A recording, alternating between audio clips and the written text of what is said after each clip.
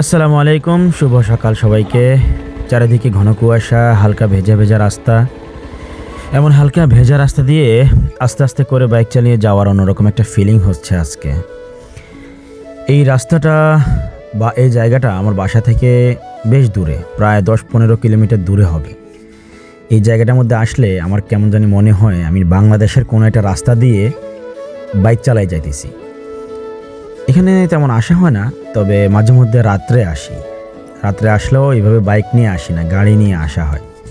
খুব ভয় লাগে, গা একটা ছমছম একটা ভাব হয়। দুই পাশে যে গাছগাছালি, তারপরে পাশে ছোট্ট একটা খাল আছে। মনেই হয় না এটা যে একটা আরব দেশ বা এটা যে বিদেশ, এটা মনেই হয় না।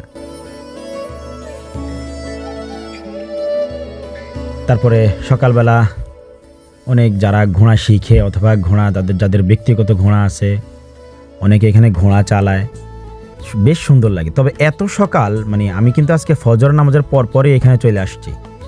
ভাবলাম যে হয়তো কেউ থাকবে না, একটু নিরিবিলি জায়গা পাবো, হালকা পাতলা একটু ভিডিও করব। কিন্তু আইসে দেখি ওরে বাবারে, কেউ গাড়ি নিয়ে চলে আসছে, কেউ ঘোড়া নিয়ে চলে আসছে। প্রায় মানুষ এখানে হাঁটাচলা করে সকালবেলা। আবার একদম পাশেই কিন্তু শেষ প্রান্তেই কিন্তু সমুদ্র আছে এখানে।